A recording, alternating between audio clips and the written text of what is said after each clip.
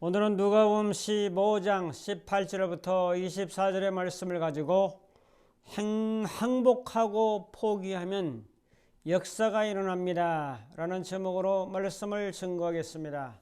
성경 봉독합니다. 누가복음 15장 18절 내가 일어나 아버지께 가서 이르기를 아버지 내가 하늘과 아버지께 죄를 지었사오니 19절 지금부터는 아버지 아들의 일컬음을 감당하지 못하겠나이다. 나를 품꾼의 하나로 보소서 하리라 하고 20절 이에 일어나서 아버지께로 돌아가니라. 아직도 거리가 먼데 아버지가 그를 보고 측은히 여겨 달려가 목을 안고 입을 맞추니 21절 아들이 이르되 아버지 내가 하늘과 아버지께 죄를 지었사오니 지금부터는 아버지 아들이라 일컬음을 감당하지 못하겠나이다 하나 22절 아버지는 종들에게 이르되 제일 좋은 옷을 내어다가 입히고 손에 가락지를 끼우고 발에 신을 신기라. 23절 그리고 살찐 송아지를 끌어다가 잡으라. 우리가 먹고 즐기자. 24절 이 내 아들은 죽었다가 다시 살아났으며 내가 잃었다가 다시 얻었노라 하니 그들이 즐거워하더라. 아멘. 인사합니다. 항복하고 포기하면 살아납니다. 할렐루야. 성경 말씀 출애굽기 17장에 보면은 희한한 역사가 하나 일어납니다. 아말렉과의 전쟁에서 이스라엘 백성들이 이겼다, 이스라엘 백성이 졌다는 그런 역사가 일어나는데 이제 모세가 산 꼭대기에 올라가서 기도의 손이 올라가면 이스라엘이 이기고 기도의 손이 피곤하게 내려가면 이스라엘의 패배하는 그런 역사가 일어납니다. 자, 이런 모습을 보면서 모세의 손에 오르막내리막에 따라서 승패가 달라진다는 것을 보게 됩니다. 올라가면 바로 여호수아가 이끈 이스라엘 백성들이 이기고 내려가면 아말렉이 이긴 것을 반복하게 됩니다. 아론과 홀이 피곤한 손을 잡아 같이 계속 들고 있게 되자 이스라엘 백성들에게는 승리가 찾아왔습니다. 손을 든다는 것은 항복을 의미합니다. 내가 하나님께 항복하여 기도하면 바로 손을 드는 것은 승리를 의미합니다. 승리를 주신다는 양면적인 면이 있는 것을 바라보게 합니다. 한 번은 항복이요 한 번은 승리를 의미하고 있는 것이 바로 이 손을 드는 사건입니다. 그런 걸 중심해서 오늘 이제 내가 항복하면 하나님이 역사에서 승리하게 해주신다는 놀라운 진리를 오늘 말씀을 통해서 상고하려고 합니다. 오늘 본문 말씀 한 아버지가 계신데 이 아버지가 아들 둘이 있었어요. 큰아들, 둘째 아들. 큰아들은 아버지 집에서 잘 복종하며 아버지가 시키는 대로 잘 같이 협조하며 농사일을 하고 또 양과 소를 길렀던 그런 모범적인 그러한 아들이었습니다.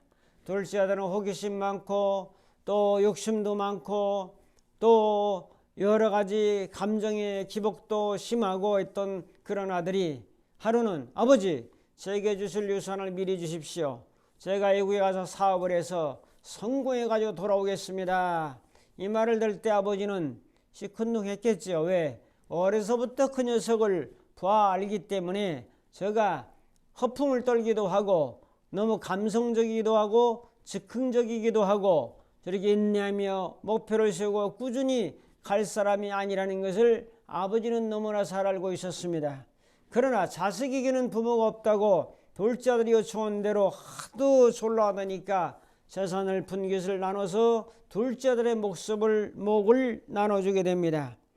이제 이 돈을 가지고 애국으로 가서 허랑방탕하게 주석을 일삼던 둘째 아들은 얼마 있어 돈이 다 떨어지고 말았습니다. 벌기는 어려워도 쓰는 것은 하루에도 100억을 쓸 수가 있고 10억을 쓸 수가 있고 1000만 원을 쓸 수가 있는 거죠. 쓰는 것은 아주 쉽습니다.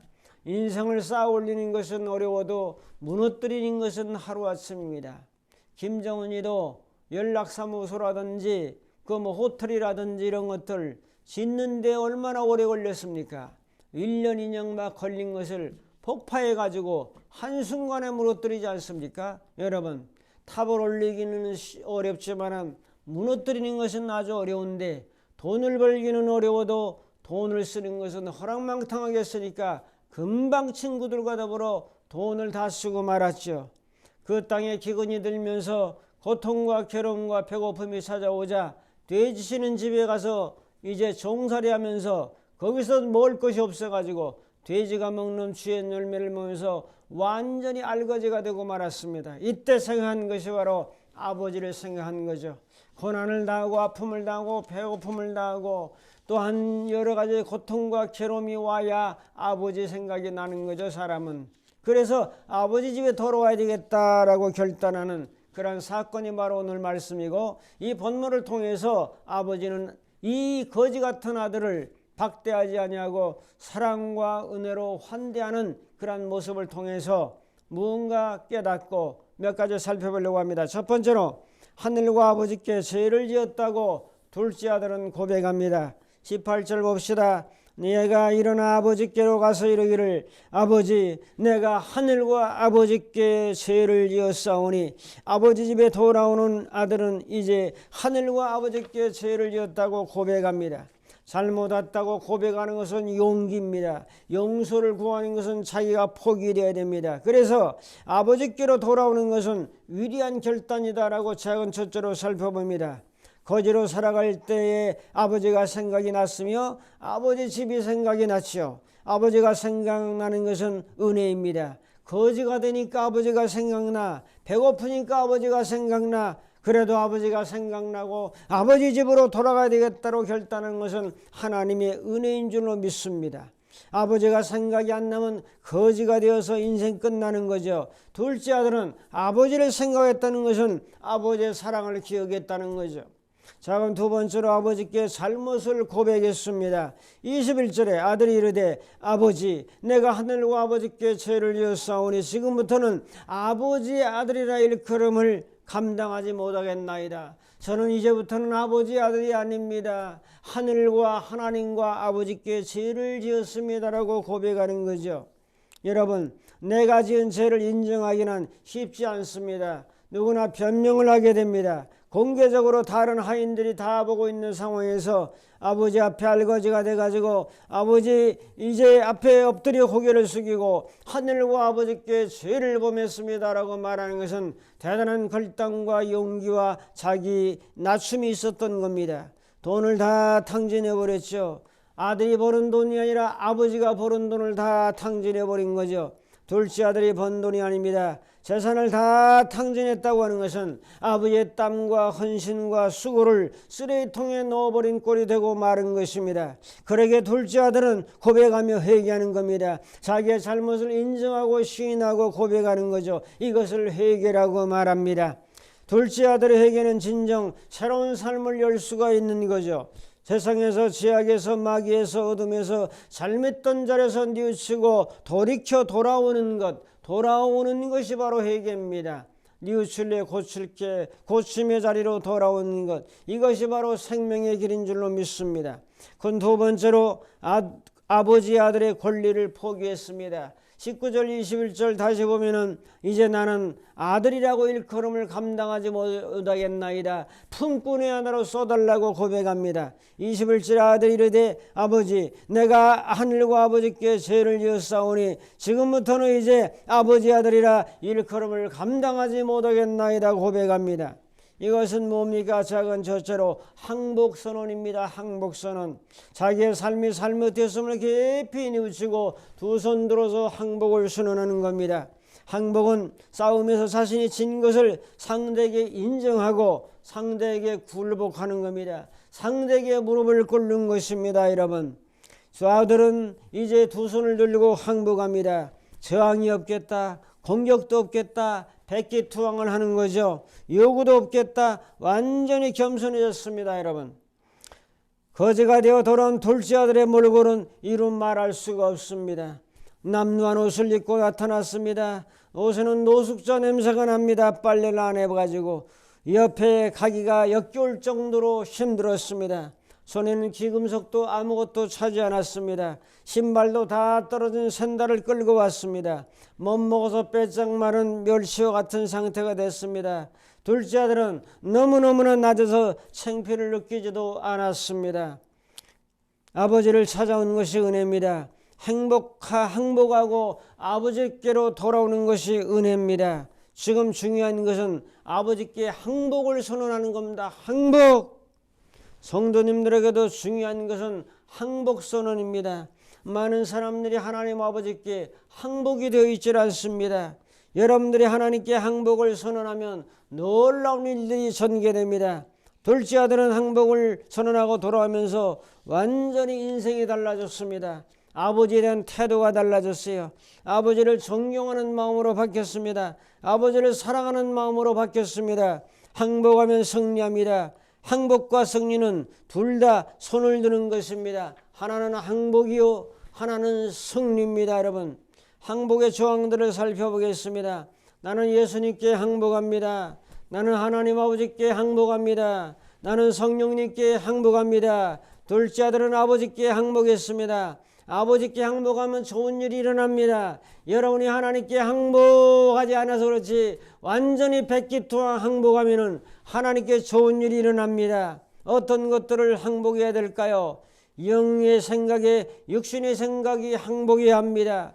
나의 감정들까지라도 항복해야 됩니다. 나의 의지도 항복해야 됩니다. 내 몸도 주님께 항복해야 합니다. 미래를 향한 나의 계획도 항복해야 됩니다. 나의 꿈들과 희망들도 항복해야 됩니다. 나의 과거의 성공들과 실패들도 다 주님 앞에 항복을 선언해야 됩니다. 나의 습관들도 항복해야 됩니다. 나의 문제들도 또한 항복해야 되죠. 나의 관계들도 항복해야 됩니다. 나의 재정까지라도 하나님께 항복해야 됩니다. 항복은 승리의 시작입니다. 성도 여러분, 주님께 항복하십시오. 하나님의 역사가 반드시 나타납니다. 그 다음에 작은 두 번째로 권리 포기 선언입니다. 항복할 뿐만 아니라 자기의 권리를 포기합니다. 21절에 말하죠. 나는 아버지의 아들이라 일컬음을 감당하지 못하겠나이다. 아버지의 아들이라고 하는 것을 포기해버렸죠. 당자는 포기하니까 아버지는 포기하지 않아요. 여러분들이 포기해야 됩니다. 둘째 아들은 아들의 권리를 포기했습니다. 아버지의 아들이라 일컬음을 감당하지 못하겠습니다. 권리를 포기했죠. 여러분과 저도 권리를 포기해야 됩니다. 인간의 포기는 하나님의 시작입니다. 나를 포기하면 하나님의 역사가 시작됩니다. 믿음은 나를 포기하는 데서 출발합니다. 믿음은 나를 포기하고 주님을 주인으로 모셔드리는 것입니다. 사람들은 이것을 깨달을 때 진정 복음의 귀한 역사를 깨달을 수 있습니다. 몇 가지 예를 들겠습니다. 우리가 포기해야 될 것이 뭐죠? 나를 포기했다 죽였다 그러는데 아직 모르는 것 같아요. 포기, 인정받으려는 마음을 포기해야 됩니다. 이것만 설명을 해도 한참 걸립니다. 큰 제목만 던지겠어요. 칭찬받으려는 마음 포기하셔야 됩니다. 사랑받으려는 마음도 포기해야 되죠. 착하다는 말을 들으려는 마음도 포기해야 되죠. 예쁘다고 하는 말을 들으려고 하도 포기해야 됩니다. 최고라는 말을 듣는 것도 포기해야 되죠. 이제 힘 좋다는 말을 들으라는 마음도 포기해야 되죠. 자기 PR을 하려는 마음도 포기해야 되죠. 내공을 드러내려고 하는 마음도 포기해야 되죠. 내가 뭐 음식 같은 것도 많이 먹으려는 것도 포기해야 됩니다. 좋은 것을 보려고 하는 마음도 포기해야 되죠. 머리 좋다는 말을 들으라는 것도 포기해야 되고, 자기가 원하는 것을 서로 보려고 TV 채널 가지고 싸우는 것도 포기해야 됩니다. 공부 안 하려고 하는 마음도 포기해야 되고, 대충 처삼점 벌초하다 하는 것도 포기해야 되고, 게으르게 살려는 마음도 포기해야 되고, 친절하게 살지 않으려는 마음도 포기해야 되고, 남을 판단하는 마음도 포기해야 되며, 자기 자신을 보려고 하지 않는 마음도 포기해야 됩니다. 이렇게 따지면 포기해야 될 것이 너무나 많습니다. 규칙을 지키지 않는 것도 포기해야 되고, 주님을 신뢰하지 않는 마음도 우리는 포기해야 됩니다. 주님을 따르지 아니하고 내 생각을 따르는 마음도 포기해야 됩니다. 즐거운 환경을 가질 권리도 포기하고, 성공해야 될 권리도 포기하고, 내가 늘 사람들이 받아들여져야 된다는 것도 포기하고 하나님에 의해 쓰여질 권리도 포기합니다. 내가 선택한 장소에서 살 권리를 포기하고 내가 원하는 직업을 가질 것도 포기하고 결과를 볼 권리도 포기합니다. 내가 싫어할 권리도 여러분 포기해야 됩니다. 여러분, 항복선언과 포기선언은 새로운 영적 세계로 우리를 이끌어갈 것을 여러분들이 경험하면서 사시기를 저는 주님의 이름으로 축복합니다. 세 번째로 아버지에게 최고의 사랑을 받게 됩니다. 포기하고 나니까 놀라운 역사가 일어납니다. 22절에 아버지는 종들에게 제일 좋은 옷을 입혀라, 또한 가락지를 입혀라, 또한 손 신발을 신겨라, 송아지를 잡아라, 그리고 우리가 먹고 즐기자, 잔치를 벌여라. 이 내 아들은 죽었다가 다시 살아났으며 이랬다가 다시 여뒀노라. 그들이 즐거워했다. 종들과 모든 식구들이 형 빼고는 다 즐거워하는 겁니다, 여러분. 자, 옷은 제일 좋은 옷이죠. 가락지를 끼우는 것은 부와 신분이 있다는 걸 상징하죠. 신은 좋은 세시를 바꿔주죠. 송아지는 쥐엄년을 먹던 사람이 입에 넣으면 살살 녹는 송아지를 잡아서 대접하죠. 잔치를 벌이면서 변변한 밥상 한 번 못 먹었던 이 둘째 아들이 잔치를 벌여주죠. 함께 종들이 둘째 아들이 돌아왔다 부활했다고 하니까 종들도 함께 좋아하죠. 그 다음에 죽었다가 살아났다, 잃었다가 다시 찾았다, 이것은 부활이죠. 집안 사람이 다 좋아하죠. 둘째 아들 탕자는 아버지 집에 돌아와서 완전한 알거지가 아들로 바뀌어버렸습니다. 이것은 거지 같은 우리들이 진실로 하나님의 아들이 되었다는 영적인 진리를 말씀해주고 있습니다. 둘째 아들이 아버지 집에 돌아오기 전에는 옷도 더러웠죠. 가락지도 없었죠. 신발도 다 떨어졌죠. 송아지 고기 못 먹었죠. 또한 잔치상도 못 받아봤죠. 죽을 상이었죠. 즐거울 사람도 없었죠. 그런데 이런 상황을 완전히 바꿔줬습니다. 어떻게? 항복. 아버지 아들이라 감당치 못하겠습니다. 권리 포기. 이 두 가지가 탕자의 인생을 완전히 바꿨습니다. 여러분이 항복을 선언하고 권리를 포기하면 그저 평화스럽게 살 수가 있어요. 평화스럽게 은혜스럽게 살 수 있어요. 권리를 포기하지 아니하고 항복하지 아니하고 내 권리를 계속 주장하다 보니까 갈등도 많죠. 스트레스도 많죠. 대립도 많죠. 싸움도 많죠. 그렇게 힘들어지는 거죠, 여러분. 자, 오늘 탕자에게 베푸신 하나님의 사랑, 이것이 은혜입니다. 이런 은혜가 여러분 상복하고 또 포기하면 항복, 다음에는 아버지가 주는 놀라운 사랑과 은혜를 승리로 바꿔주십니다. 이런 은혜를 깊이 깨닫고 내가 뭘 항복해야 될 것인가, 내가 뭘 포기해야 될 것인가를 잘 깨닫고 기도하면서 한번 포기하며 살아보고 항복하며 살아보는 놀라운 은혜를 통해서 둘째 아들이 아버지의 사랑을 경험하고 은혜를 나누는 것처럼 이런 은혜가 우리 모든 말씀을 듣는 성도님들에게 함께하기를 주님의 이름으로 축복합니다. 기도하겠습니다. 고마우신 아버지 하나님, 탕자가 둘째 아들이 항복하고 권리를 포기할 때 놀라운 아버지 아들로 살아가는 즐겁고 행복한 인생으로 바뀐 것처럼 오늘 우리들에게도 이러한 은혜로 함께 하심을 감사하며 예수님의 이름으로 기도합나이다. 아멘.